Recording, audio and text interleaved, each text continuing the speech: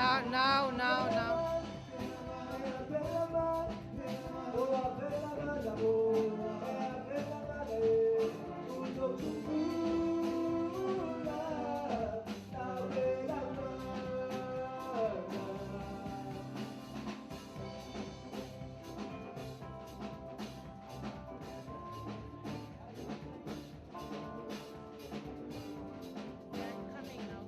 Yeah, he's gonna give me a signal the minute they walk through the door.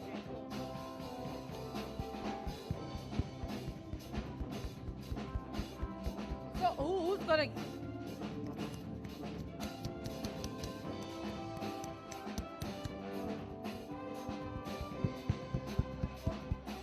No, I want to know.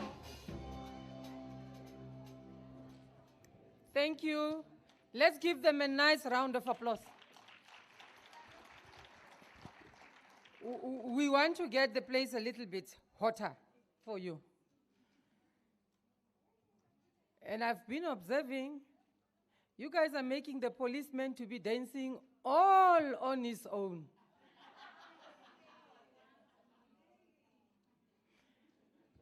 Can we, ladies and gentlemen, be on our feet as we welcome our dignitaries, the Deputy Minister and the entourage?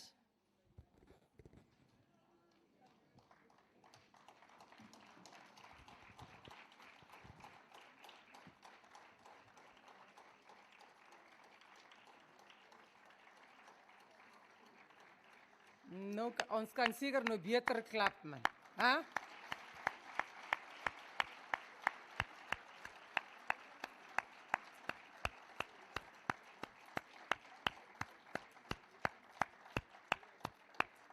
It's fading.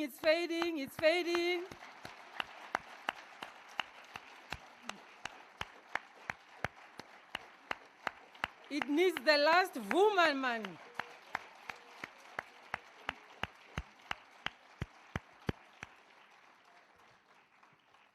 There we go. Thank you very much. We can be seated.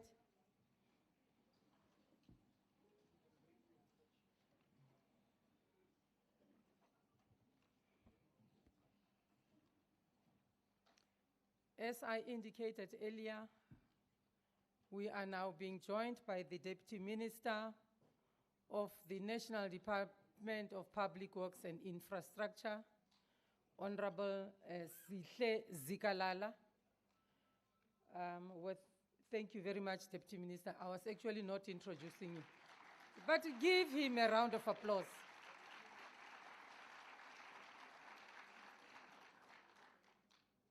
He's been joined by the chairperson of the CIDB board. Am I correct?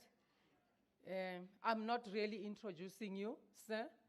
I'm just indicating to this beautiful audience so they know at least who's here with me on the podium.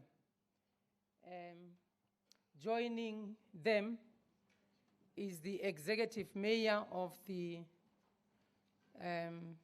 biggest municipality in the Northern Cape, the Salt Lake local municipality. We have got the representative, also a representative from the district municipality of Harriparsadh. I hope I haven't left anyone out. So, welcome everyone to the Contractor Development Roadshow. This is an initiative by the National Department of Public Works and Infrastructure. And this day belongs to you as entrepreneurs in the construction industry.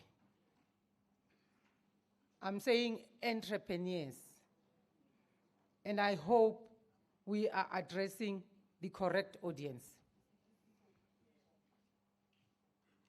We also would want to welcome the different stakeholders that made this day possible. With Public Works and Infrastructure, you have CIDB, you have a whole lot of stakeholders. I think I must just do justice and acknowledge the different stakeholders. The Salt Lake Municipality, the Department of Economic Development and Tourism in the Northern Cape, the SANRAL, and SANRAL is amongst us. We'll be making some presentation later during the day. We've got the Council for the Built Environment, the National Home Builders Registration Council, we call it the NHBRC. I suspect there might be some entrepreneurs in the built industry or built environment that might not even know Deputy Minister or what the NHBRC as an acronym stands for. So I'm trying to make life easy for all of us here. We have got stakeholders like APSA, the SIOC, Standard Bank, Nedbank, the Bargaining Council for the Civil Engineering Industry, the IDT, America TUSA Trust Fund, the Agrement South Africa, and so on. And I see, okay, there is the SACP-CMP, there's the District Municipality of Francis Bart.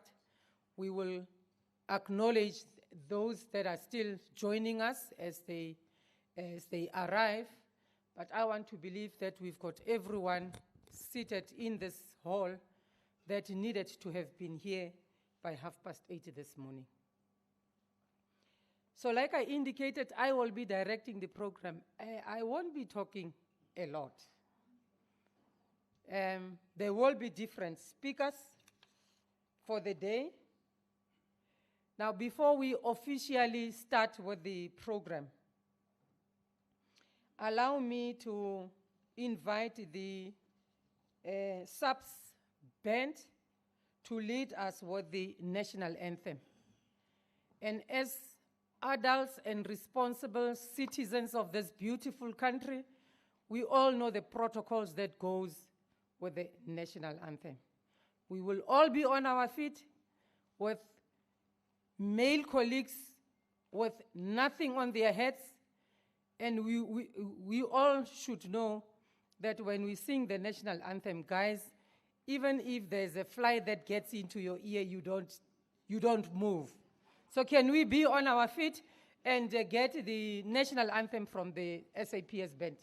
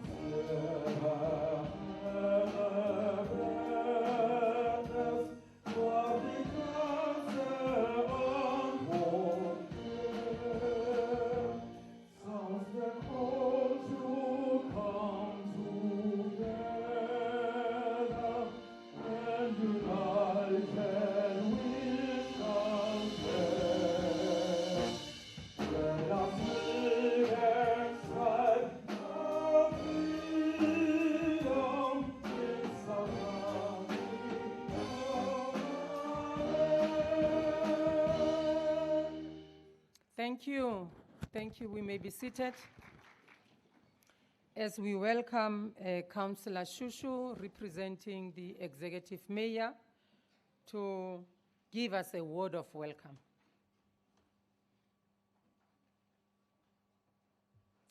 I guess I have to remind this beautiful audience every time we get a speaker on the podium that we welcome them with a round of applause.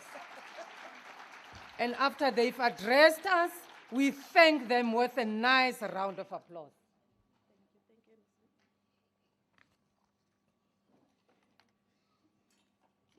Thank you, Program Director. Deputy Minister of Public Works and Infrastructure, Ndate Sihle Zikalala. Northern Cape MEC of Roads and Public Works, Me Fufe Makato. Northern Cape MEC for Agriculture and Environment Affairs, Rural Development and Land Reform in absentia, Me Mase Monapole. Chairperson of the Northern Cape House of Traditional and Khoisan Leadership, Kgosip Pilinomi Toto. The Executive Mayor of Solblaki Municipality, Me Barbara Bartlett. Honorable Mayor of Magareng Municipality, Me Mase. The Mayor of Pokwane Local Municipality, Ndate Rams. The Speaker of Magareng, Tata Sikbonile, Jongile. The DG of the Northern Cape, Datu Peke Peke. HODs, the board member, Chairperson, Deni Ndate, Deni Musimani, the Chief Executive Officer of CIDP, Ndate Bongane Dlala,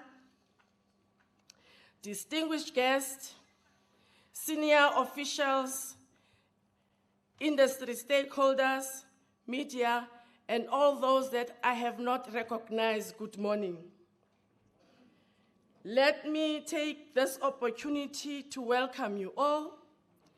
It gives me a great pleasure to open this day of Contractor Development Roadshow program hosted by the Public Works and Infrastructure under inspiring theme, Building Business, Building South Africa. This theme reminds us building a successful, sustainable business is not only about profit and growth, but also contributing to the greater good of our country. Every brick that has laid, every project completed, every opportunity created helps to a stronger community, create jobs, and uplifts communities. Today, this program is about empowerment. It is about providing our contractors, especially our small emerging businesses, with the tools, knowledge, opportunities that they need to strive in a competitive industry. It is about opening doors to skills development, compliance, support and access to markets and partnership that will enable to business not only to survive, but to grow and succeed. We gather here because we recognize contractors are not just service providers, but also nation builders. Through your hands, schools are constructed, hospitals are renovated, roads are built, and infrastructure is maintained. You are the heart of development, and growth directly translates into South Africa's growth. The department commitment is clear: to support and to capacitate and to ensure that transformation in the construction sector, it is meaningful and it is inclusive, In closing, I encourage all participants to engage fully, ask questions, network, and take advantage of this wealth of knowledge that will be shared today. This is your platform. Make the most of it. Let us remember that we build a sustainable business. We are also building a sustainable livelihoods, stronger communities, and ultimately a better South Africa. With those words, once again, I welcome you all and I declare this program officially open. I thank you.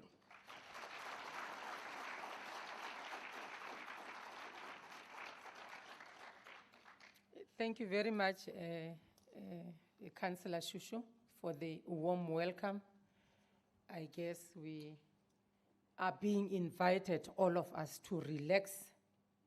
You sit back, relax, and ensure that you have got an open mind that will enable you to absorb from this moment henceforth. So, thank you for the warm welcome. Colleagues, as we move with our program,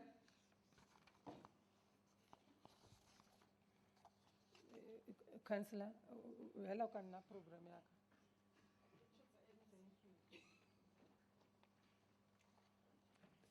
Thank you very much.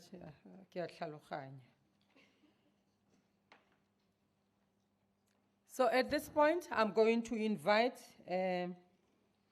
Mr. Denny Masimene, who is the CIDB board member, to unpack the masterclass for us. You should have seen on your program. Our programs are loaded on this barcode. We are all entrepreneurs seated in this room. So if you haven't seen the program as yet, just scan the barcode to have access to the program. Okay. Scan the barcode. You'll realize on the program that the sessions are for 3 masterclasses. He's going to unpack and explain to you how all that is going to unfold. Ntate.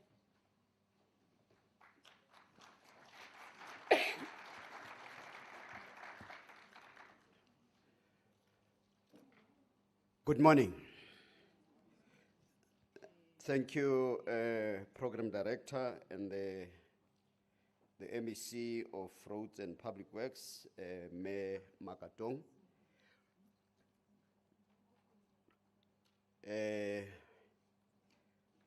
We've been welcomed. I think we can now relax, feel at home, even if I have to say it myself, not coming from this province, but by virtue of me being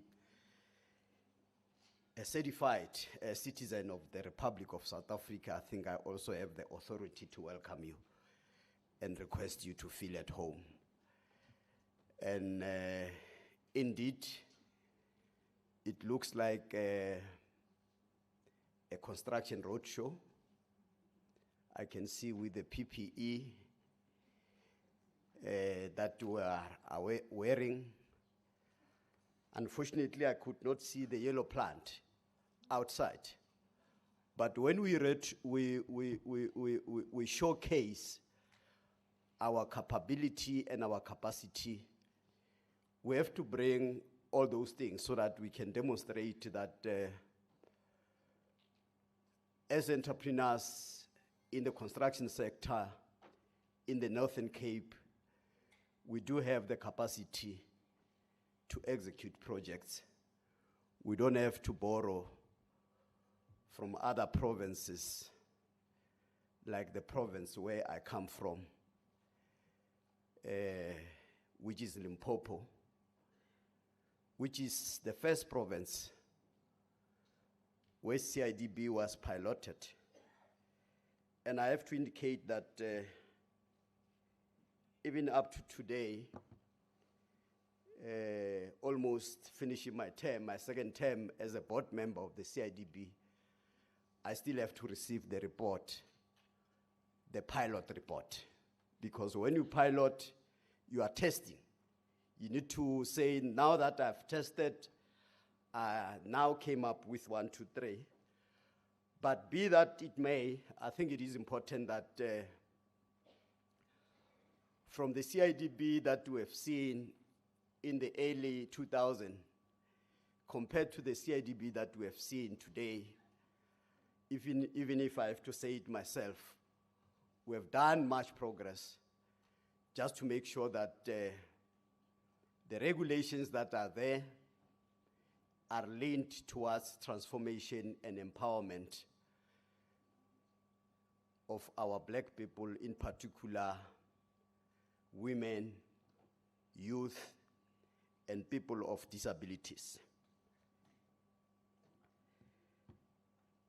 Program Director, I'm scripted. Before I off-ramp too much, let me bring myself back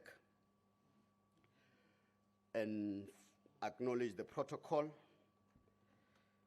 First, let me acknowledge the Deputy Minister, Honorable Sihle Zikalala, DPW DDG, Meluyanda Kafile, the CIDB, or the CEO of CIDB, Mr. Bongani Dada, the Executive Mayor of Solplaki Municipality, Ms. Barbara Ballet, the MEC who's also a Program Director, Mefufe Makatong, government colleagues, industry partners, contractors, entrepreneurs, honorable guests, and I've seen we are having in the majority the SAWIC.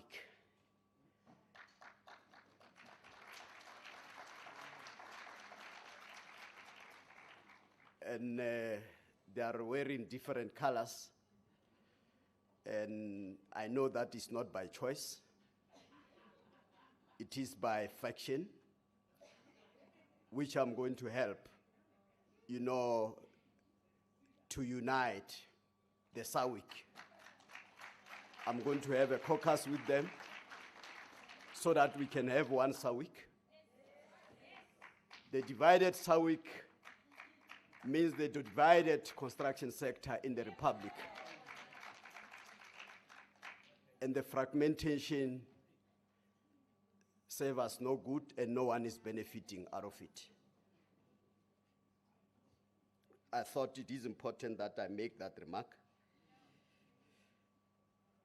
I am honored to join you here in Kimberley. I've been in this province several times in my various official capacity, and also in my other capacity as a contractor. I've done one of the projects here in Kimberley, if not two.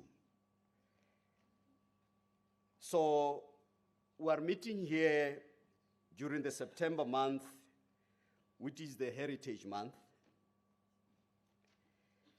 a time when we not only celebrate South Africa's rich history, but we also reflect on the legacy we are building together. Kimberley, with its own heritage, stands as a powerful symbol of the potential that arises when vision, opportunity, hard work intersect. Just as diamonds are discovered through careful excavation, so too are opportunities uncovered through perseverance, innovation, and collaboration. For some of us who are coming outside this province, we all knew Kimberley as a town that is rich in mineral, and one mineral in particular, which is the diamond. But when you enter this town, you expect to see the sweat and the fruits of those diamonds. But unfortunately, those diamonds have been shipped out of the country, raw as they are. And if we are serious about job creation and industrialization through UDM as a lawmaker, it is important that very soon and very quick we come up with a law that will define beneficiation. And where I'm speaking is that for those who are already mining, so that we don't disturb their supply chain, is that 80% of these minerals must be processed here before they leave the country. And that is the only way we can benefit, and then we have the tools, but we just don't want to use the tools. And for the startups, is that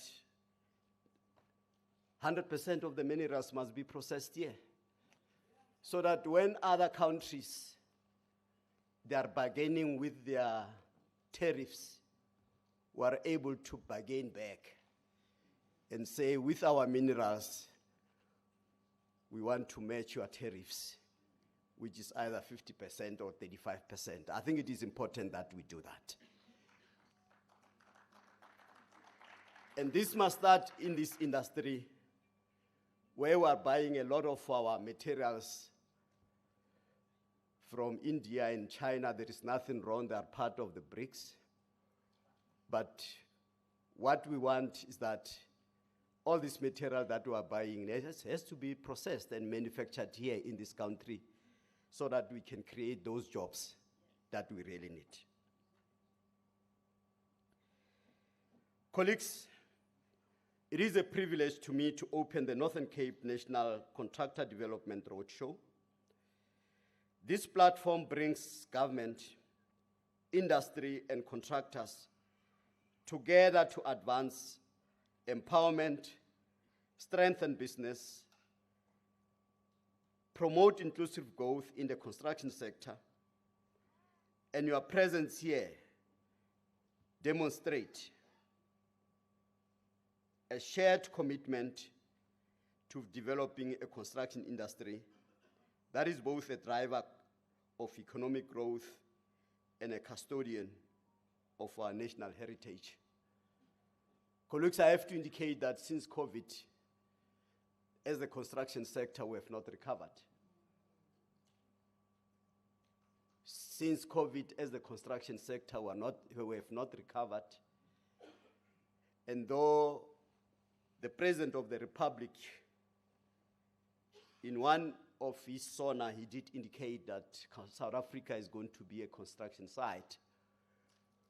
For us, who are practitioners in the industry, that is still a myth that still has to be realized, because we don't see that construction site yet.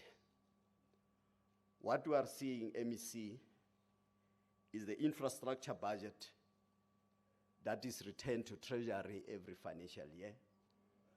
And there is no way that we'll achieve our objective and dream of turning South Africa into a construction site if we are still retaining the budget that is meant for service delivery, the budget that is meant to make sure that South Africa becomes a construction site. And once you return the money, the simple explanation is that you don't know what you are doing. You are in a wrong position.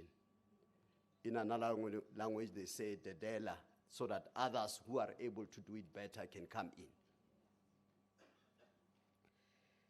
Ladies and gentlemen, this roadshow is more than an event.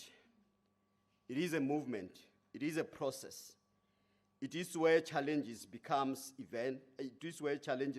opportunities, where emerging contractors gain practical tools to thrive, and where ideas translate into sustainable business. Today, as the CIDB, we boast about having grade 9 black women-owned construction companies. But it is said to indicate that even though they are in grade 9, most of them have attained those grades through the low-cost housing. But many of them, they still find themselves emerging even though they are in grade 9. The reason for that is that our contractors do not get the requisite financial backup that they require. Just outside, we have Standard Bank as one of the exhibitors. We all know that if you walk into Standard Bank, you want to finance a luxury vehicle of 3 million, within 30 minutes you'll get that approval. But if you want to go to Standard Bank and finance a tipper truck that is worth less than 1 million, they will take you from pillar to post. They will want to know, the color of the hair, the size of the shoes of our great-grandfathers, just to make sure that it's just another way that we cannot help you. And it is important that the financial sector have to look into this, because we cannot grow South Africa alone. We need to grow South Africa with a financial sector that is transformed and that is biased, towards our history, where we come from. We know that almost everyone in this room did not inherit any trust. So whatever we have inherited black tax. And unfortunately, that becomes a deterrent in the financial sector or in the loan market.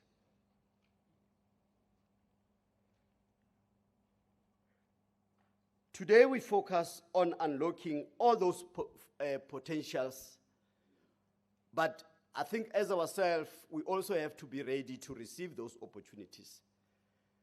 Some of us, we have been calling ourselves contractors or various practitioners by virtue of having a piece of paper which is called a CIPC document, which is always housed in a brown envelope, but we never realize the opportunities. And the reason for that is that the majority of our contractors find themselves in the lower grades, which is grade 1 up to 4, if not 5. But the challenge is that MEC, on your project plans, you have very little, if not 0 projects in those grades. So the challenge is, how then do we expect you in grade 1, 2, and 3 to participate if there are no projects within those thresholds?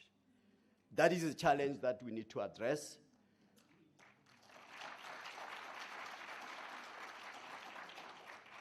And we cannot rely on those who are we call the main contractors, because we know that the situation on the ground, they are not even able to decide to whom they subcontract. They are coerced, to subcontract even people or contractors where they have very little say.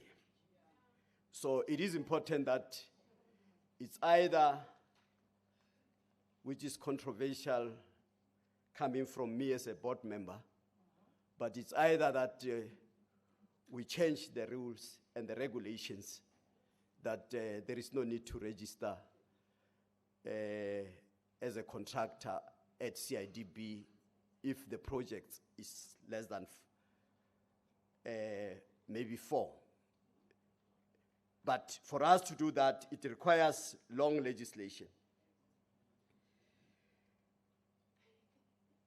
As we celebrate the Heritage Month, let us also reflect on the theme, build your business, build South Africa.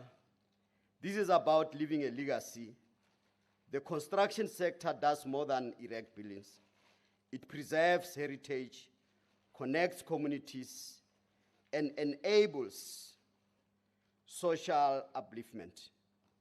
Every empowered contractor contributes to this legacy by implementing sound governance, enhancing technical skills, embracing inclusive hiring practices.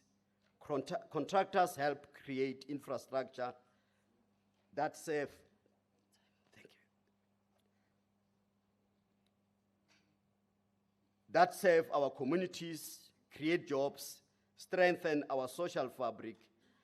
Your businesses, your successes, and your projects are part of the heritage we pass to future generations. The CIDB has made important progress. Our register of contractors formalizes participation. In the past, one will wake up today, register a company, and on Monday I tender. So the CIDB, it is one of those good things that has helped the industry. It has helped to regulate the industry, not only for the contractors, but also for the clients. Because even for the clients, when you are adjudicating your tenders, you are able to verify the track record vis-a-vis the CIDB. The CIDB can serve as a vetting platform, for us to verify those track records. And I have to indicate, the journey is long, but let's follow the process. Let's avoid shortcuts. We know those who tend to follow the shortcuts, they buy grades, and I have to warn you that you will be caught and you will be deregistered, and that will be also be followed by a criminal offense. So rather follow the process. The CIDB staff is here to guide you through those processes. The transformation in the construction sector cannot happen in isolation. It requires the coordinated effort of all stakeholders. Government departments must also prioritize procurement processes that empower contractors. I've indicated the financial institutions like Standard Bank that are outside. And as I conclude, before I actually conclude, my call to action is that today is our opportunity to engage, learn, and take tangible steps towards business growth and sectoral impact. The Heritage Month reminds us that the legacies that we create today are the foundations of tomorrow. Every project delivered, every business strengthened, every partnership forged contributes to a construction sector and a South Africa that is inclusive, resilient, and sustainable. And without any further ado, let us live here committed, building business, building communities, building a heritage worth preserving. And remember, opportunities like diamonds must be uncovered, polished, shared. Let this roadshow be your workshop to discover growth and excellence. Thank you, and I look forward to an inspiring, productive day ahead.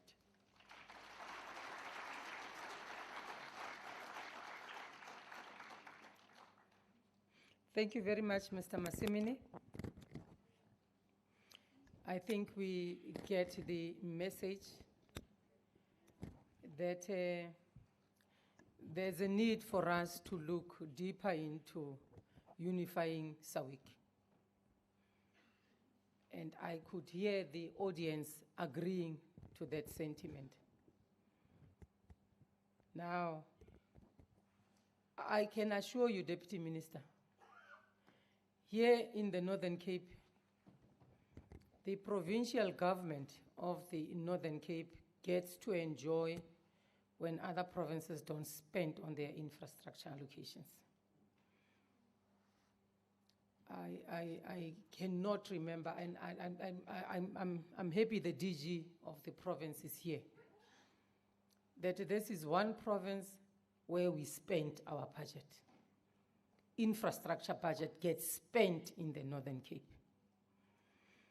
Human settlements, for the past 2 financial years, we got to enjoy additional funding because of the under-expenditure of other provinces. So the Northern Cape deserves a round of applause for that.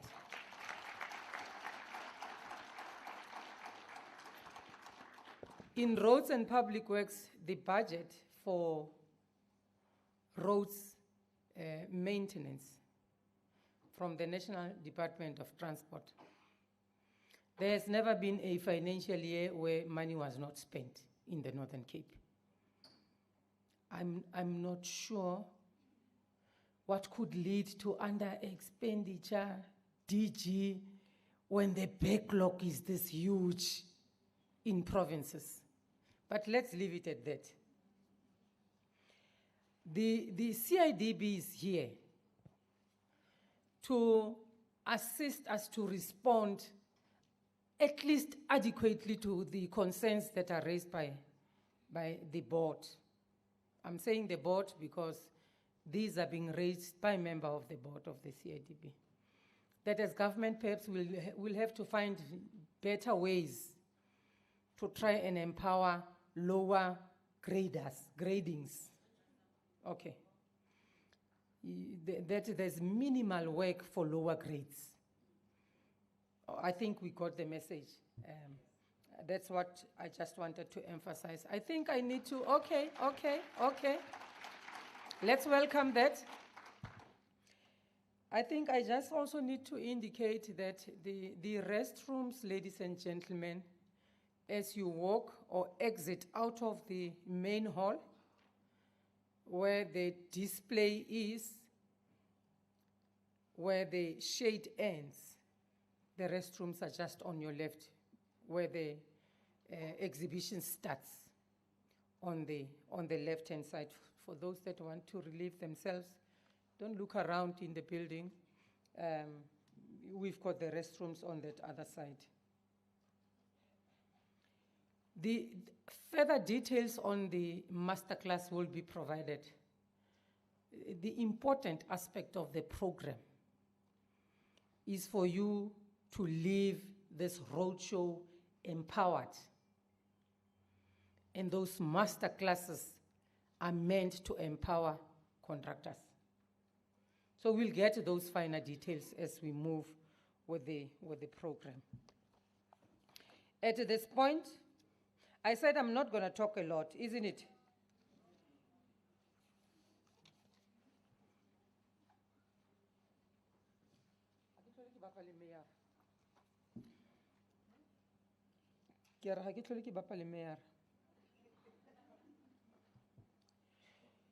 So, at this point, I just think that I just need to briefly give the Northern Cape perspective. And Deputy Minister, I'm not sure the protocols were never properly established. Allow me to do that now. That as I make my input, I make those acknowledgements also to recognize the Deputy Minister of the Department of Public Works and Infrastructure, representatives from the CIDB, the NHBRC, ASA, and all other professional bodies, the DG of the province, HODs of departments. I see the HOD of Roads and Public Works. We've got senior managers from other departments that have joined us also. We have got the executive mayor of Salt Lake, with other mayors of Magareng. We just got an apology now from the mayor of Pokwani. He will be joining us back here. He was with us earlier on, and all other councillors. I think most importantly, I need to greet once more the contractors. This is the lifeblood of the economy of the Northern Cape, isn't it? If we did not, I'm just imagining, if we could have not experienced COVID, for a moment, if you close your eyes, just for 2 seconds and imagine there was no COVID, where would the construction industry be? We also understand the difficulty of the sector to pick up at the necessary speed. I think we also understand. Perhaps what we need to work on to correct that we understand is, what do we do, not only as government, but what do we do to strengthen the investment into the built environment, both private and public, where we can get to a point where we don't lament any longer about the stubbornness of the construction industry in trying to pick up and so on. So I think, to give the Northern Cape perspective, Minister, we have got a contractor development program in the Department of Roads and Public Works. There is a contractor development program within the Department of Kgomotšego in the human settlement aspect. But I think people need to understand that contractor development is not just about tenders and projects. It is about empowering local enterprises. It is about transforming the construction industry and ensuring that infrastructure delivery translates into jobs, into skills, and at least it gives people some dignity. So here in the Northern Cape, we are aligning our efforts with the NDP 2030, the Economic Reconstruction and Recovery Plan, the NCDoE, all those policies. We are now working on an infrastructure master plan as a province. We've worked out already what we would want to contribute, or how we would want to contribute towards the jobs plan as the province. And infrastructure development has been identified as one critical aspect to get us to that critical point.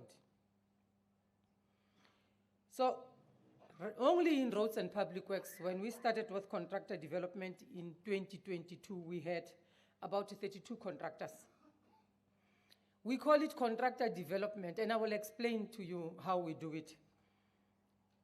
So we entered, the 32 contractors entered the roads development program. From that 32, 30 of them remain active in the industry across the province. In Francisbart, we have about 8 that are active. And when they joined the program, and that sentiment of your great ones, that we need to relook at the empowerment for great ones, here you'll begin to understand, because it cuts them out altogether. It cuts them off. And there's a serious need for us to look into how best to bring everyone on board. So and at that point when they joined the program, we're looking at grade 2s, between grade 2 and grade 4, where we set aside projects in roads and public works. We were bashed by both audit processes and other people for our biasness towards small and contractors. Yes, there has been some serious backlash, but we had to stand our ground, because the intention had to be intentional also, to empower these small contractors. So when you enter the program at grade 2, we've got those that are at grade 7 now, that started with grade 2s.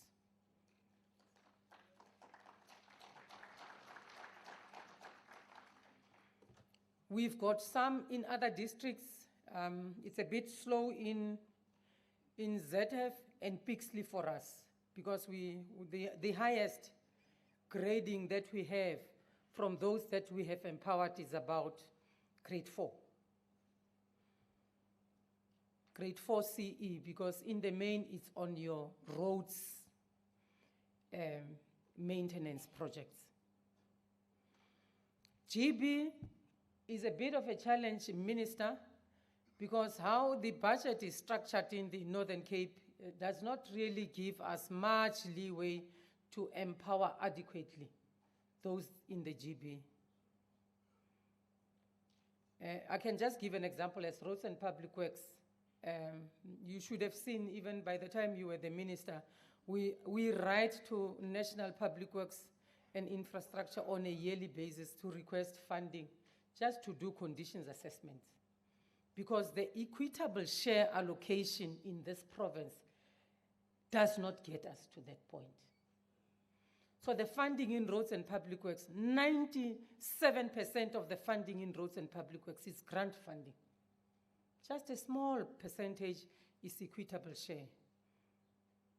Now, and that is where the GB grading and its empowerment will have to happen when you invest more through that equitable share.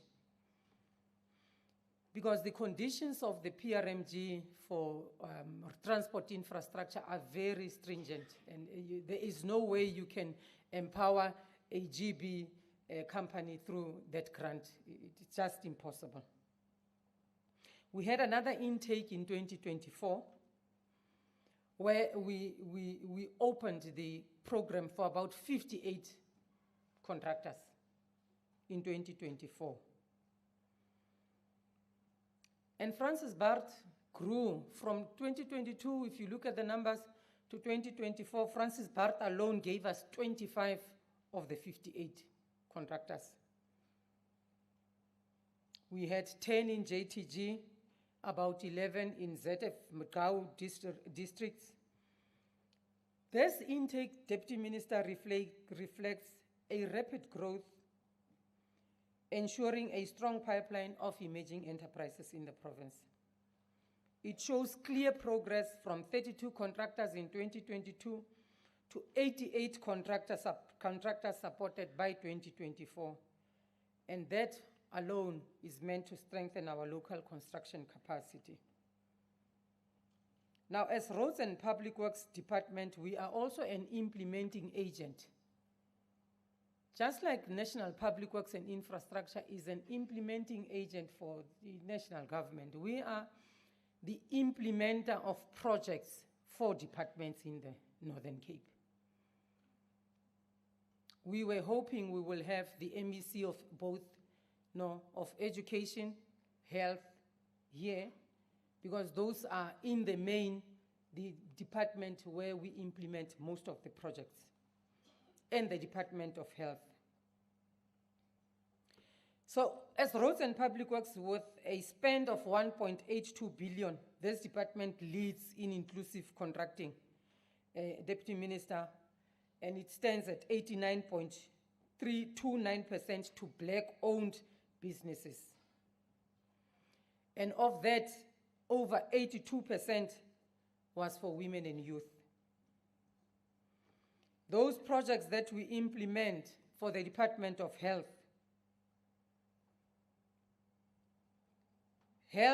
inclusive spend, almost near to that of Roads and Public Works, which stands at 98.78 across all three categories.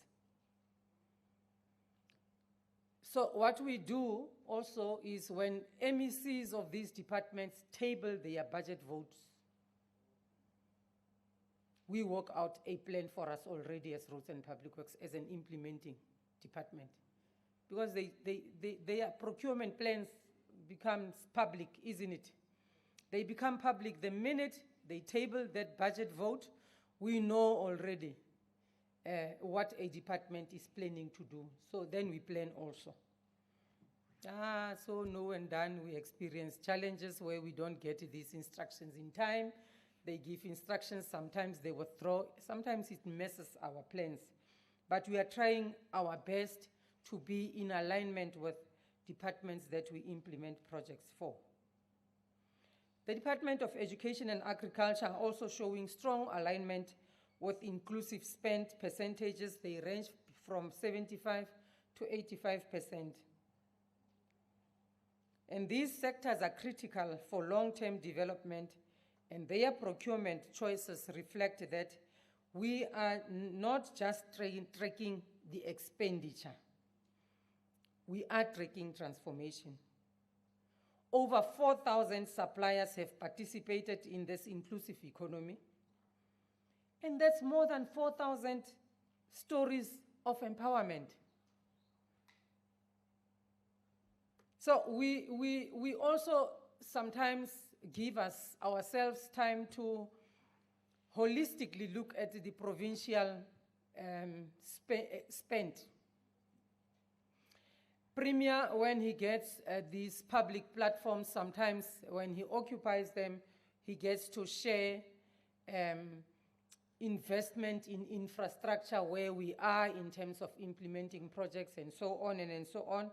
And I think our main weakness, DG, as government, is when we don't get to pay these contractors in time for the work that they do.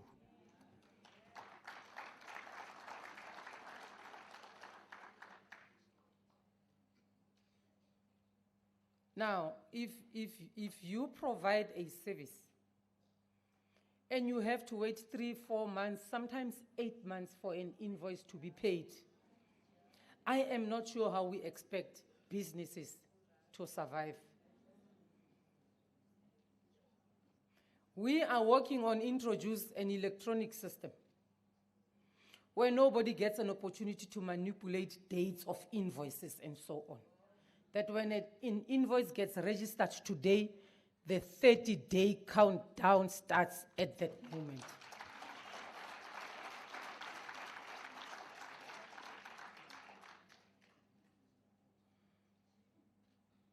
So we've got a few projects that we've planned for the 25-26 financial year. So we are looking at about 26 major social infrastructure projects, and those are projects we are implementing on behalf of other departments, with an investment of more than 2 billion. We anticipate to at least create 1,500 jobs from these projects. But these jobs will be registered by all of you that get to participate in these processes.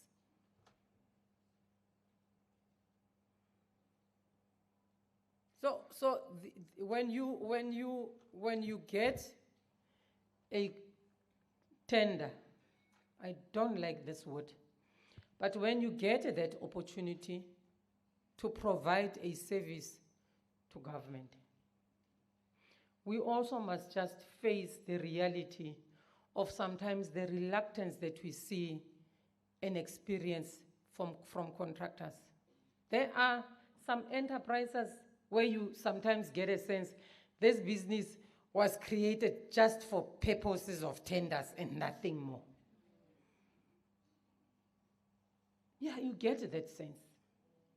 There are enterprises where you see dedication. Here in the province, we don't get to experience construction mafia tendencies a lot.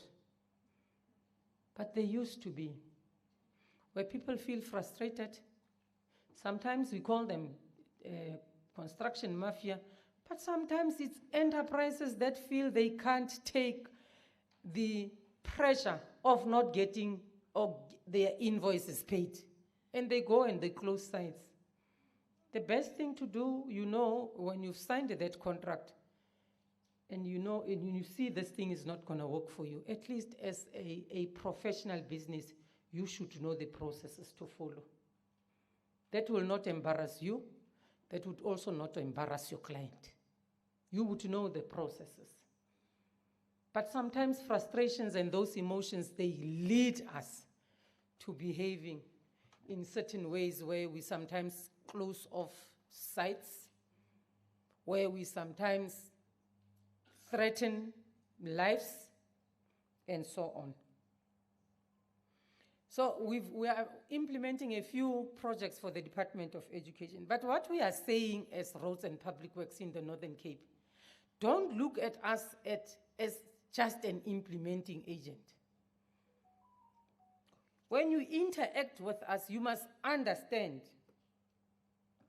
that what we are trying to do is not just put up infrastructure. We want you to have a feel,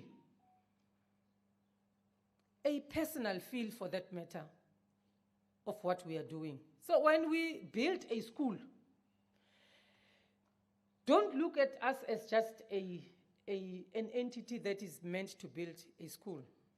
Look at us as an enabler of an environment where an opportunity is created for learning and teaching to happen. I don't know whether you get what I'm trying to say. I'm trying to draw your emotions to this thing. And that's the point I'm trying to make. So we want to provide, and that's what we really strive for, provide projects where we create an environment that also creates an opportunity for contractors to grow. Across the board, not only for the Department of Education, across the board. Now, with our PRMG, that is meant for roads maintenance, there it's CEs. And we must indicate amongst our contractor development beneficiaries, in the main, it's CEs because that is the bigger portion of our budget structure. So when you are a GB, we are not saying we don't have work for you in roads and public works. We are saying perhaps what we should be doing now is to think how we remodel the GB aspect in roads and public works. Government has got a lot of unused buildings. We have gone throughout this province, Deputy Minister, and engaged each and every municipality in the province, where we presented these opportunities. And we said to municipalities, here are government buildings. You guys must indicate to us as per your IDPs where your needs are. If you don't, we are going to go out there and make it available to the public, including businesses. Now there's this technicality in our financial management regulations. Solicit bidding, Dr. McKay? Is, huh? Died. Where it becomes difficult for you to say to Public Works on your own as an enterprise, I'm interested in this building, and then you get the building.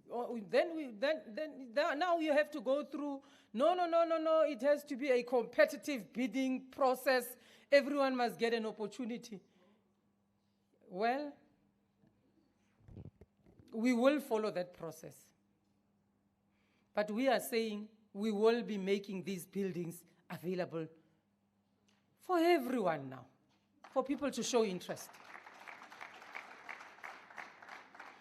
Even if a building has to be used to run a business, why should it be difficult for such a building to be given to someone?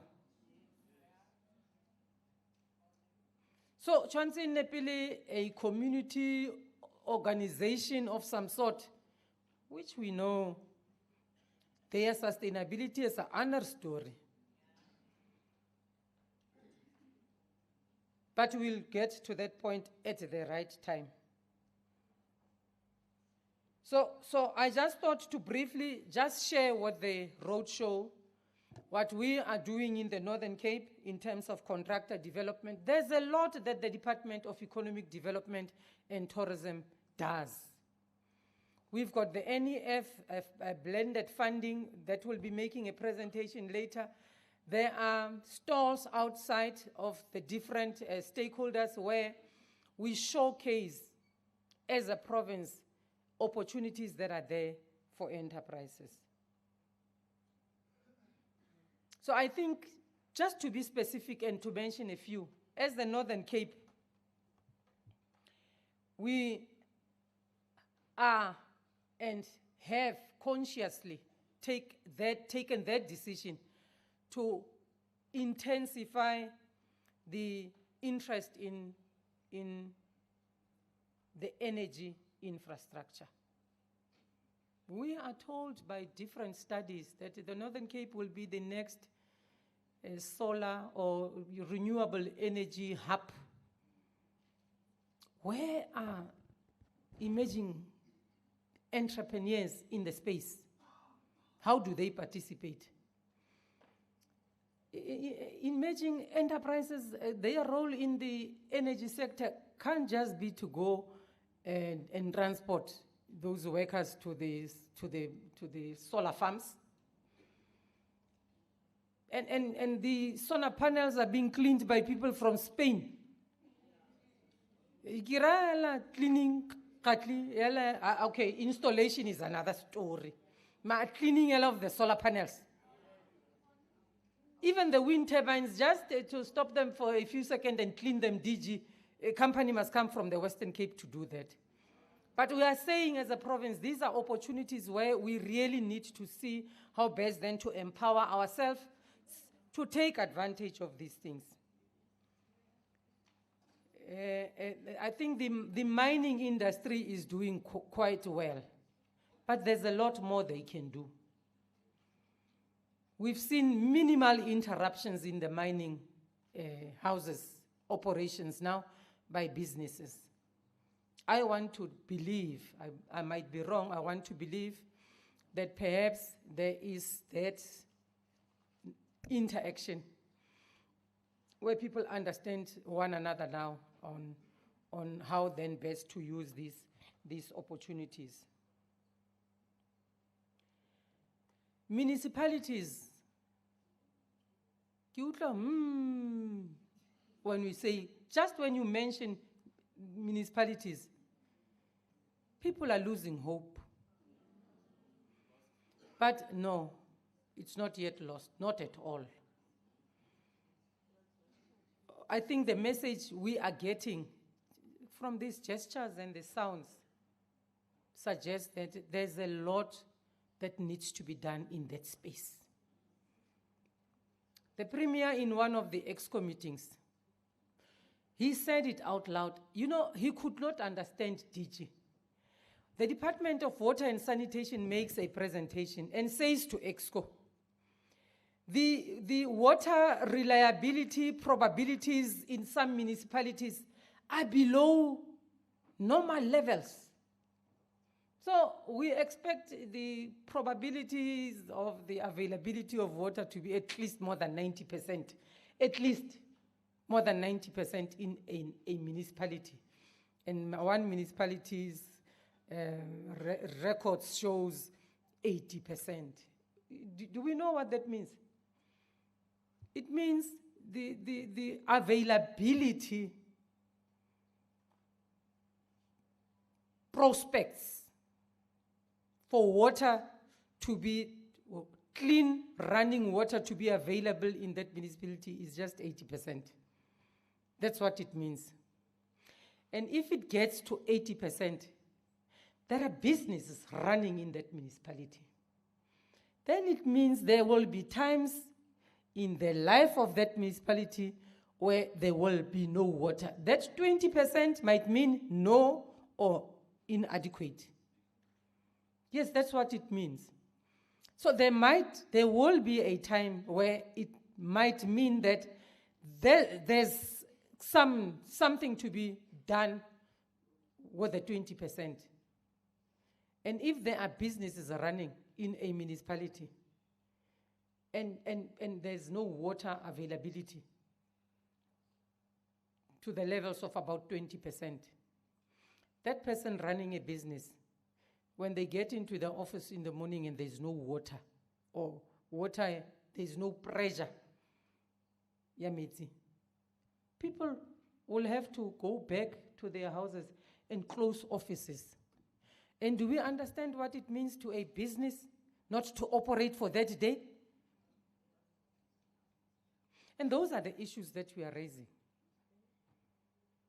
Even us as an implementing agent, when we implement projects, we expect contractors to understand that when you are given a period to conclude a project, we say to you 6 months, and we don't conclude in 6 months, you must know there's going to be overruns here. Somebody must pay for something they did not budget for. And it's always not the contractor. Always not the contractor. There will come a time where contractors will have to take accountability. Okay, if there are no issues about invoices and their payments and everything, and you still cannot deliver in time, you'll have to take accountability. There are those guarantees that we sign, isn't it? Yeah, but sometimes they go beyond these guarantees. So I think, in brief, that was what we thought as Roads and Public Works, just to share with the roadshow and to commit ourselves further, DM, as our pay offline says as Roads and Public Works. We want to continue to be the trendsetters in the delivery of infrastructure in the province. If we are given the necessary support, the adequate capacity that we need, I think we can do wonders as Roads and Public Works. Of who, Dr. McKay? Okay, that was the story from Roads and Public Works. Thank you very much.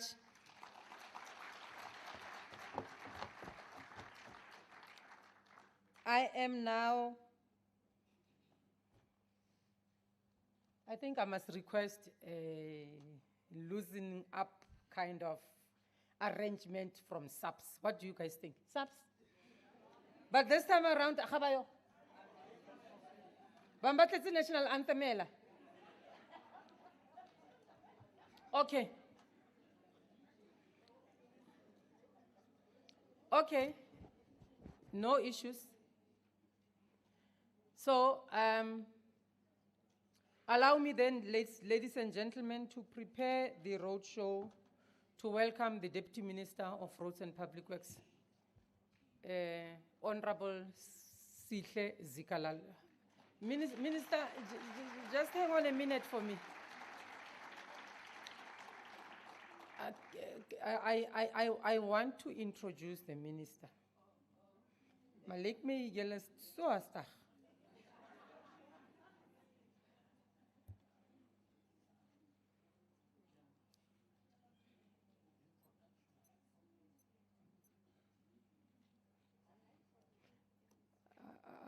People must know, I'm not going to give a biography here, but at least the least they must know, Minister, is that the passion you have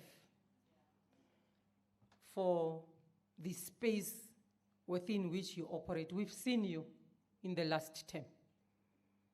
Those of us who know you, even from previous responsibilities, we understand.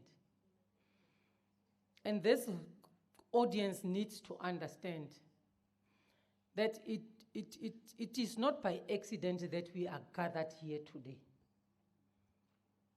It can't be by accident. Look, Runa, I don't know about other provinces. Runa, this is for the first time this is happening for us from side of Public Works and Infrastructure, isn't it? Yes, and I think the Deputy Minister deserves a round of applause for this.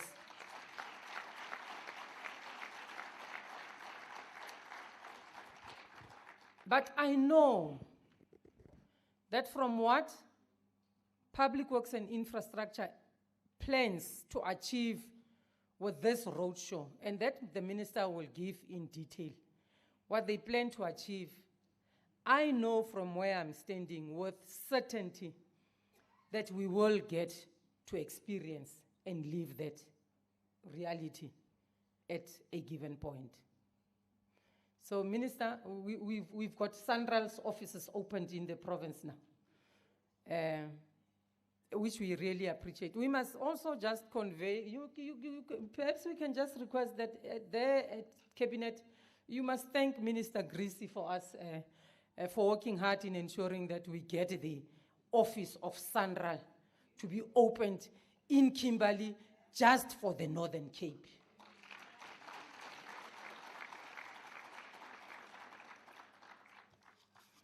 So help me welcome the Deputy Minister. Let's all be on our feet and give him a nice round of applause.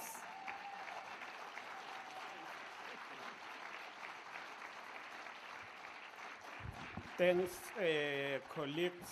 We may be seated. Thanks. We wish to take this opportunity to extend our greetings to all of you who are here today, starting with our program director and the MEC for Roads and Public Works in this beautiful province of Northern Cape, Mayor Fufe Makatong. May I also extend my greetings to the mayor of our municipality, the Solplaki municipality, Mayor Barbara Bartlett. I also wish to acknowledge the presence of the representative of our district, Councillor Shushu, and I'm happy to meet some of those that were with us before in our youth days. Allow me to extend my greetings to the chairperson of the board, the CIDB board, Mr. Nzo, members of the board who are here, the CEO of the CIDB, Mr. Geszler, the DG of the province of Northern Cape, DG in the office of the Premier, Mr. Justice Beke. We're grateful to be with the office of the Premier, and we know the work you are doing, including on infrastructure development in the province. May I also greet the DDG, Public Works, Ms. Kafile, and the entire team from Public Works, HOD of the province, the regional manager of Public Works, the heads of various entities from SANRAL, as well as CIDB in the province and all entities. It's a great pleasure to see the presence of SAWIC, the South African Women in Construction and Built Environment. We're grateful that you are with us. We know of your passionate and agility you have about the transformation of this industry. We have various entities, including NEF, SANRAL, IDT, Human Settlement, and others. We have descended to the diamond capital of the world, the historic city of Kimberley. We're coming here just 2 months after Minister Montashe, Minister of Minerals and Mining, presented publicly and in the cabinet the strategic mineral strategy which talk about how do we ensure that minerals are used for the full benefit of South Africans. This talk to ensure beneficiation. This talk to ensure sector development of mining subsectors. But this talk to ensure enforcing beneficiation through, among others, subsidizing those key industries and companies that are localizing. But this talk to ensure looking on whether export control through tariff and other means will not be helpful to ensure localization in minerals. In this diamond city, we are aware of challenges that are facing this industry and quite impressed by the hands-on approach of the minister to talk direct to the industry. We are in a town steeped in history that evoke memories of outstanding freedom fighters like Kgomotšego, Geszler, Solomon Plaatje, Francis Bard, and many others. We meet today exactly on a day which marked 30 years since Bantu Steve Biko was killed for fighting for freedom of people of South Africa. Steve Biko once said, as I quote, "Blacks are tired of standing at touchlines to witness the game that they should be playing. They want to do things for themselves and by themselves," close quote.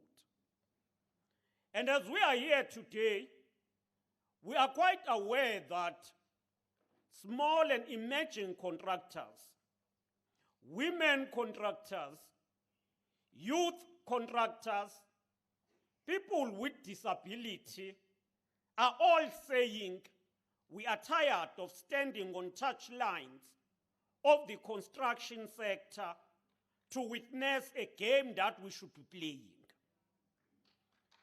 I want to say that loud and clear, because we're not here to lament. We're not here to note challenges, but we're here to respond to challenges and the plight in the construction sector. In various platforms, we have listened and we have taken a view that let us respond in a practical way. And that's why this is not a political platform, but it is a technical platform where we should be equipped with technical skills and approaches to navigate the space.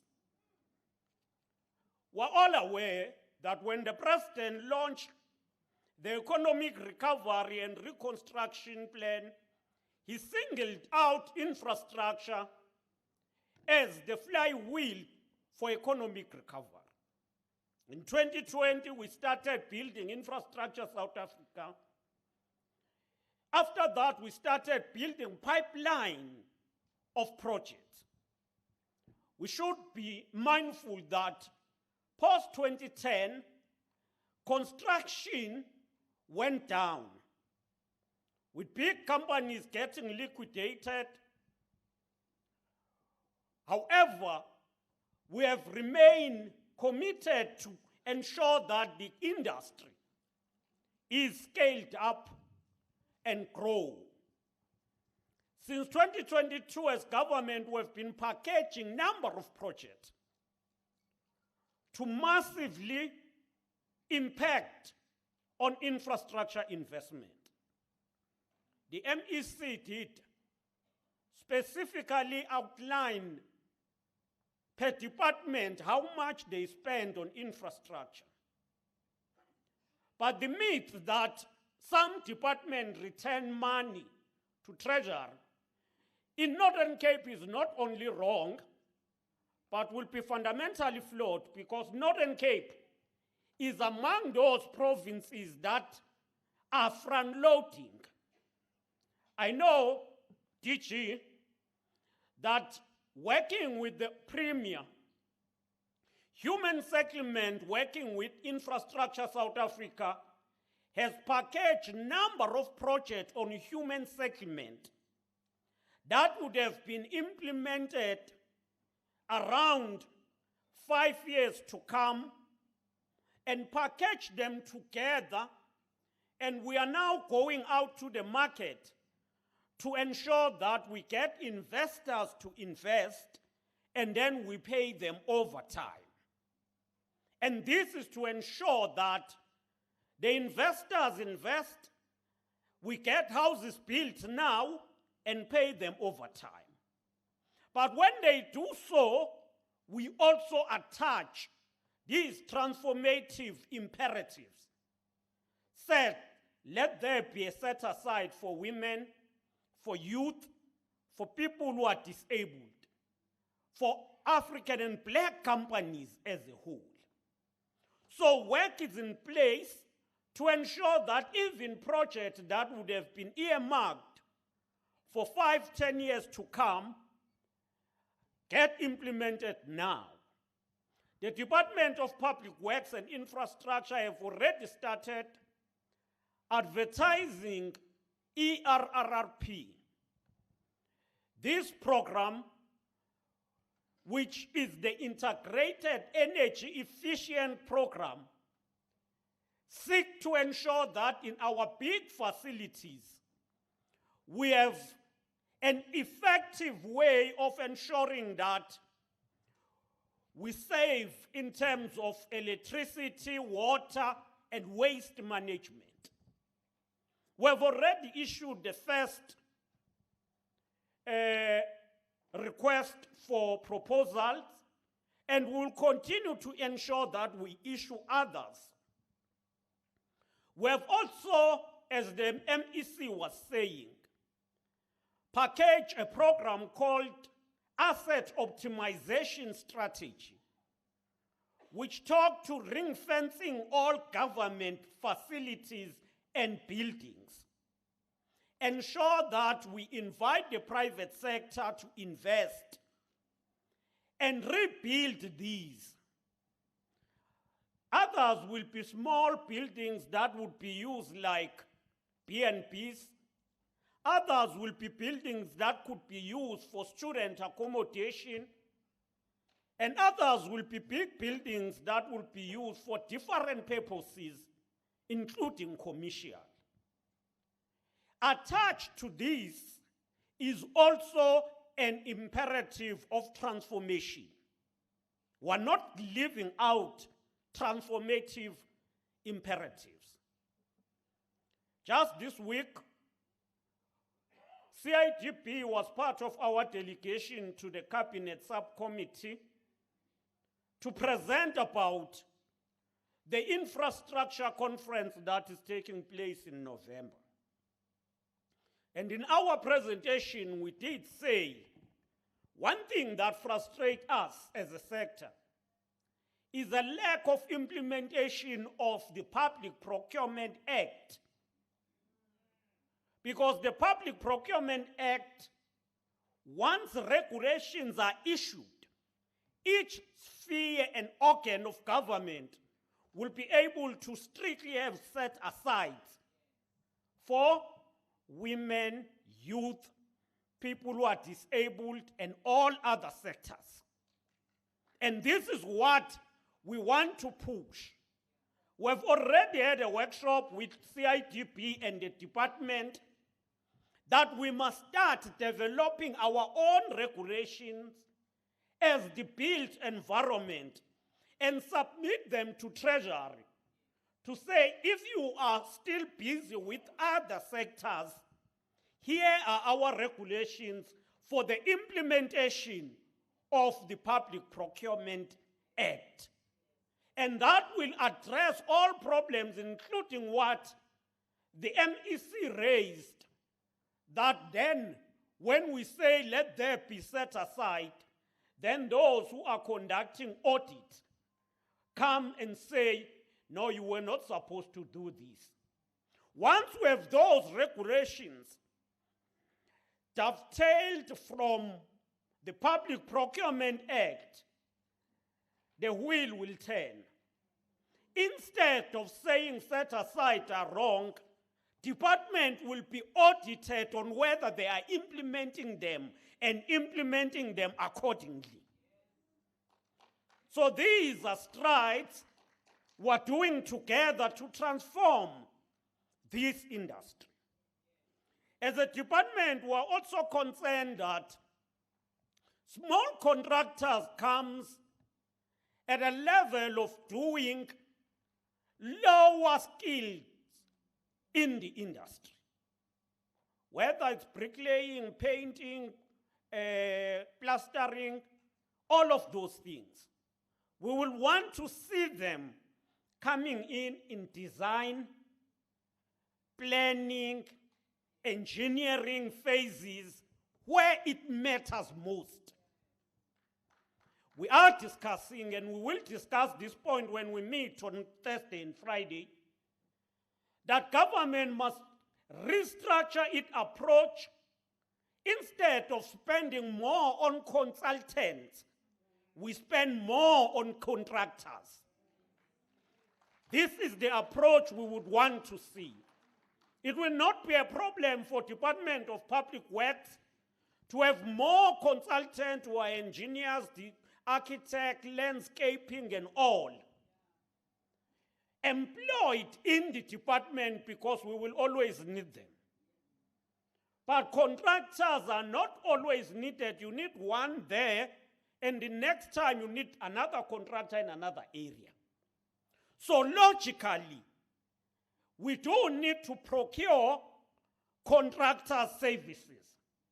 And these are the more services we should be spending on, rather than those that are so involved in consultant, which we can do through insourcing.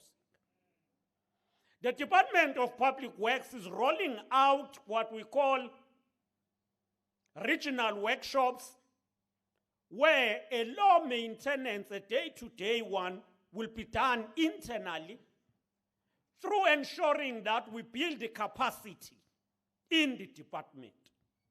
But that will also leverage and create more resources for contractors to do actual construction work. We also call on contractors in their affiliations, in their own organizations, to look more than daily work that comes, or day-to-day work that comes through procurement. It will be good for contractors to begin to look on areas of industrialization. And I have said to ISA, we should do more research on how we industrialize rather than import components in the construction sector. The MEC spoke about energy. It will be good for contractors to look on how we partner with those countries that are advanced in solar manufacturing, but not to import and supply. To start by packaging here, and then the next phase be manufacturing here. So that is the approach we need. It will be good for contractors who are under various affiliations to look on whether warehousing and material supply could not be localized. That includes embracing innovative solutions that are there in the market. And if we localize those, rather than importing or buying from one conglomerate, therefore the economy will circulate. We have many schools to build in Northern Cape. We have many houses to build in Northern Cape. We have strategic programs that are coming in Northern Cape. In 5 years from now, we will not be talking about a green hydrogen that is a pipe dream, because we are already working to ensure that the special economic zone of Boegoebaai is built and anchored on the green hydrogen project. So these are things we must look on, not only as suppliers or constructors, as both suppliers and constructors, but manufacturers of equipment used. As we conclude, this is not as just a stakeholder engagement for lamentation. We've invited here PRASA, Public Works and Human Settlement. We've invited here NEF and other financial institutions. It is because the purpose of this engagement is to respond to issues that have been raised before. One, we cannot access opportunities in form of project. We cannot get the funding. Now, we have said, let us bring financial institutions. Let us also bring the department to speak about its own projects that are in Northern Cape. But let's learn from others how SANRAL is navigating the localization approach. So, after this engagement here, we will be breaking into small groups based on our own entities. There will be those who are at a startup level, and they will be mentored around the programs, and that will be led, I believe, specifically by CIDB, looking even on the program called the BUILD program. The BUILD program aims to ensure that we train people on compliance and everything. But there will be also another class that will be dedicated on financial services and all aspects of the built environment. When we come back after lunch, we will then have entities like NEF and SANRAL presenting here so that we all benefit from the presentations of SANRAL, because they will be specific. You know, Mr. Nzo, I expect that you in these entities are more technical. So you become specific in solving a problem. This is a problem. This is how it manifests itself. This is how it will be solved. So SANRAL comes here to say these are opportunities. This is the mechanism we use for small contractors to get these opportunities. At the same time, NEF will come and say, this is the approach we use to fund companies in property and construction. As the department were working on social facilitation to ensure that we deal with social facilitation in ensuring that programs such as BUILD are not implemented as a once-off, but they are sustained and continued. We are already working because SAWIC raised with us. They said to us there was a program called Vukupile. Can you revive that program? We've had sessions to look on how we revive Vukupile in a more impactful way than domesticating it under EPWP. We will want Vukupile to at least be across the Department of Public Works, be embraced in human settlement and in transport, where small companies will be enrolled together and assisted in training and in getting opportunities. And we are saying one of the challenges that collapsed Vukupile was that we are spending a lot of funding on facilitators and consultants. Let us, when we resuscitate it, go direct and fund more contractors. So these are innovation solutions that we want to see to benefit small contractors throughout the country. And we would want to see this not happening once, but becoming an ongoing intervention. If we will remember what Lillian Ngoyi said, she said, if you can emerge, at least emerge with one. Ours is to ensure that as we are gathered here, at least 10% of people who are here, in the next 3 years from now onward, at least they should be engaged in practical activities in the built environment. And we should then move away from talking for the sake of talking, but be practical on bringing solutions that solve real problems. And be practical about opportunities, including ring-fencing them. And in ring-fencing, it should not be ring-fenced for certain selected few. We should also say the department must audit whether opportunities are given to people at least rotationally for the benefit of all. Thank you, MEC Siabo.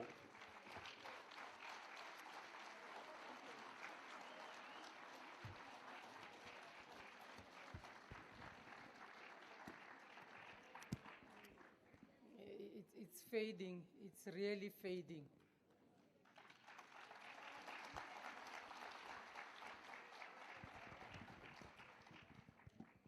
Thank you very much, Deputy Minister. I think everyone in this room has got a clear picture of what is about to happen this moment. The Minister, throughout the different processes, emphasizes that they've listened to what has been always raised. And today is the day to intervene and address some of the challenges that were raised. And what we need to do is just get ourselves ready, both emotionally and otherwise, so we can absorb the strategic interventions that are about to be unleashed on all of us here. So everyone that has had issues about the funding and that stuff, today you've got funders here. Huh?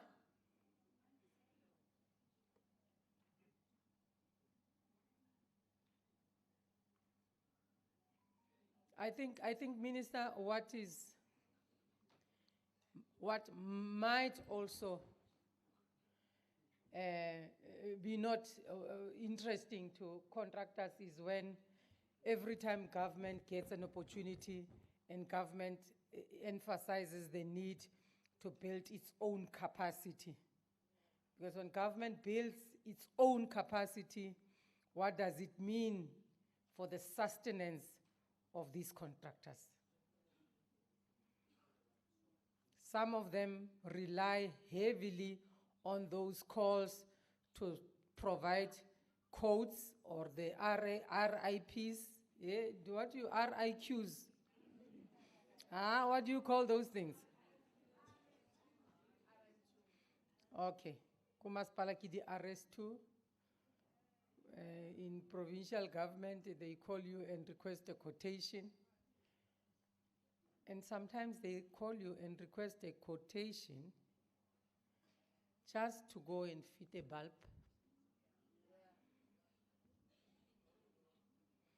And sometimes just fitting that bulb costs more than building the room where the bulb will be fitted.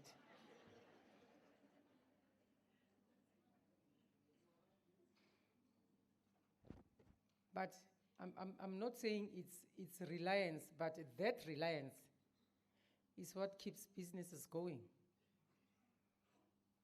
So as we build the capacity, as we capacitate workshops to be able to do day-to-day maintenance, Deputy Minister, we'll have to find a balance on how to continuously support emerging contractors.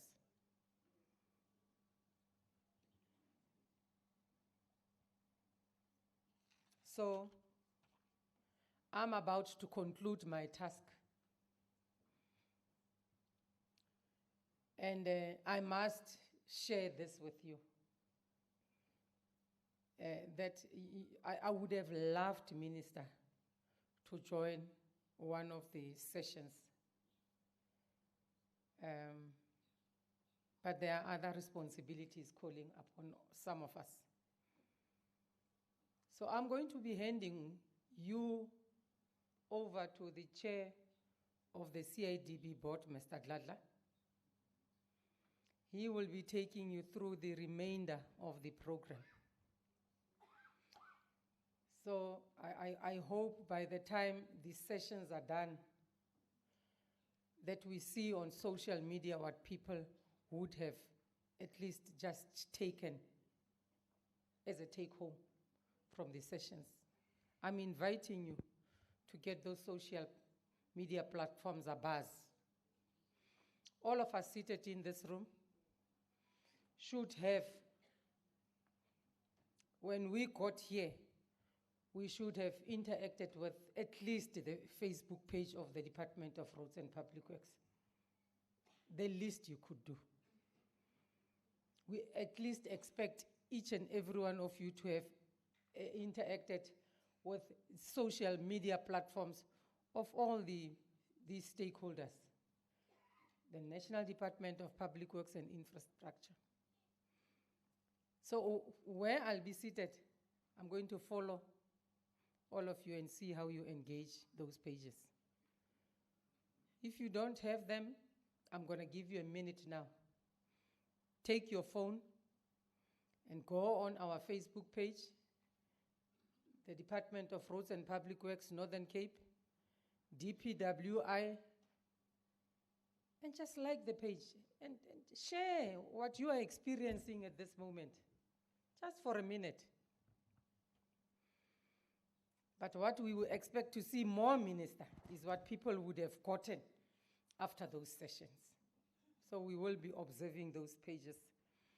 As I am submarining now, I think I must thank you guys very much. You've been such a beautiful audience. I think you deserve a round of applause.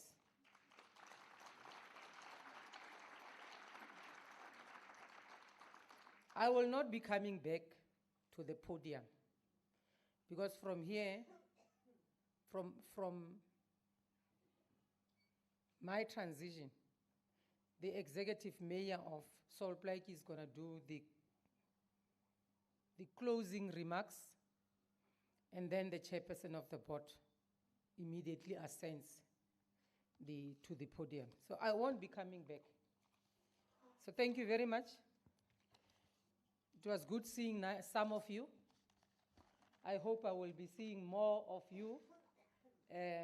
DG, die mensen wil weet wanneer kry julle die buildings. Yes, I just got a WhatsApp now whilst I was seated there. Let me see, when are you publicizing the buildings? Yeah, that's the message I just got. We will share that also on our social media platforms. Thank you very much.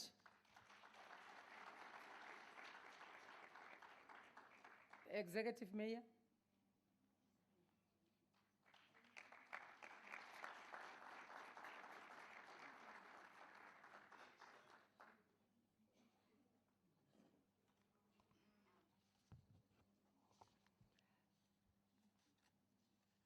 Good morning.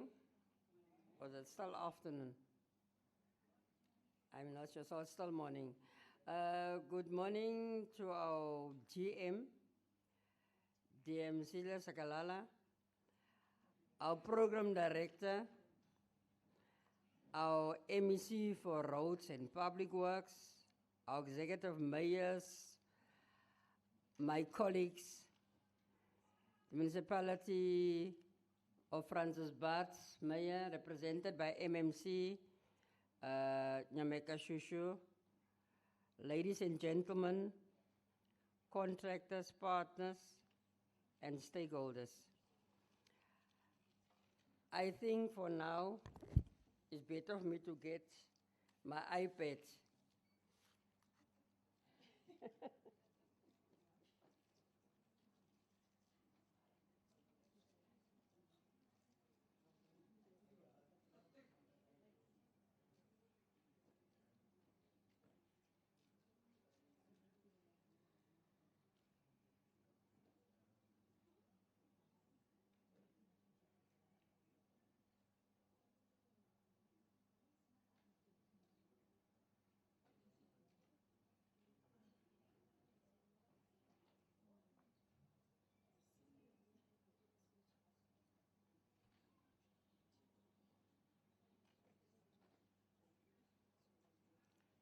Thank you very much. I don't want to say anything, GM, just for you to be here. We are not following the crowds. I followed the crowd, that's why I couldn't see. Now I'm following the sun. So as we come to the close of this impactful session, I wish to express my heartfelt gratitude to each and every one of you who made this event a resounding success. Today's gathering was more than just a roadshow. It is a testament to our shared commitment to economic empowerment, skills development, and inclusive growth. It reaffirmed our belief that by supporting our emerging contractors, particularly SMMEs, women, youth, and previously disadvantaged individuals, we are not just building infrastructure. We are building communities, livelihoods, and a more equitable society. To our contractors, you are the backbone of local development. Through your hands, roads are built, homes are constructed, and dignity is restored. But more than that, through initiatives like this, you are being equipped to become sustainable businessmen, businesswomen, and businesses that can grow, create jobs, and contribute meaningfully to the economy. I urge you to take full advantage of the knowledge shared here today by the previous speakers, especially by the DM and the MEC. Apply it, grow with it, and let it be the foundation upon which you build lasting success. To our partners from the public and private sectors, thank you for your continued support and collaboration. This journey of transformation cannot be walked alone. It requires strategic partnership and a shared vision, something we saw in action here today. As government, we recommit ourselves to create an enabling environment that supports contractor development, ensures fair access to opportunities, and eradicates barriers to entry. We will continue to champion transparency, mentorship, and empowerment in the procurement and implementation of infrastructure projects. In closing, DM, I want to leave you with a simple yet powerful message. Our country's development is not the responsibility of a few. It is the work of many. It's the work of all of us. Each one of us has a role to play. Let us go forward with renewed energy, purpose, and unity. I thank you for your participation, your passion, and your belief in the potential of South Africa. And also, lastly, just to say, that is a commitment that every day, after every 3 months, there will be follow-ups through CIDP. And that GM, we can say here, with pride, with dignity, and a commitment that was made. I thank you very much.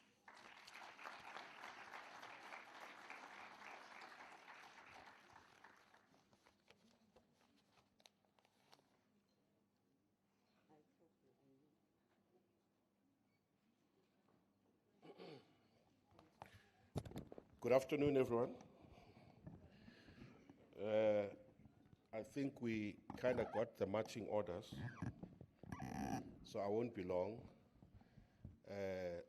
The time for talk shows is gone.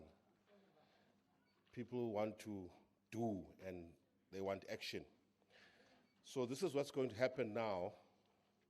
We're going to have masterclasses here. Unfortunately, we're going to separate you because we want to deal with specific issues. So we want to make this a meaningful exercise. Like the DM has said, you get it in his tone. He's tired of people talking. So the speeches are done. Now it's your time to talk and engage. So what we'll have here in the main hall is grade 1 to 3. They'll be left here in the main hall. We're going to have a session for about an hour where you will be engaging with all those that will be presenting, questions, and if there are any commitments, please note them down.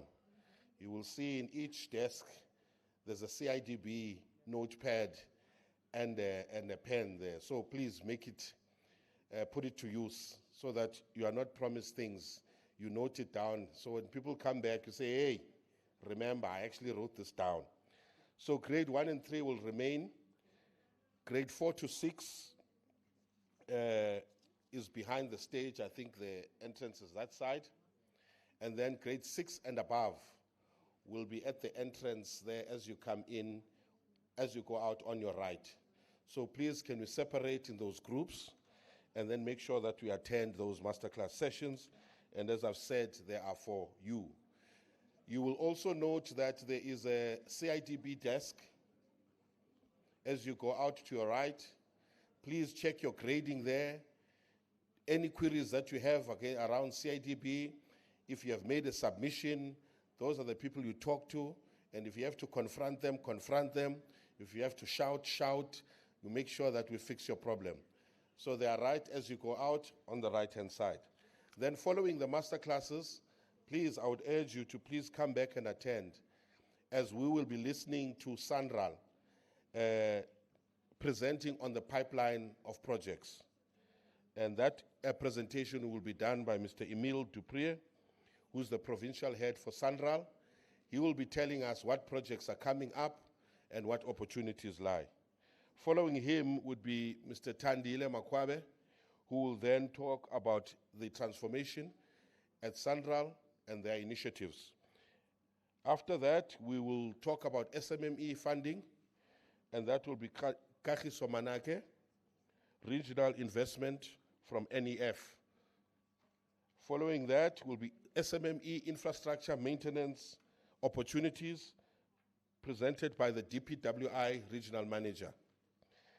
And then you will be allowed a question and answer session back here in the main hall for everyone to attend. And then you can clear up your opportunities that you seek to undertake and any other questions that you may have on those presentations. And then we will close the day following that, where we'll have our CEO from CIDB. So please, ladies and gentlemen, let's make this a meaningful exercise. As we have heard, there'll be follow-up sessions in the next 4 months. So let's take this opportunity and make this one meaningful. Thank you.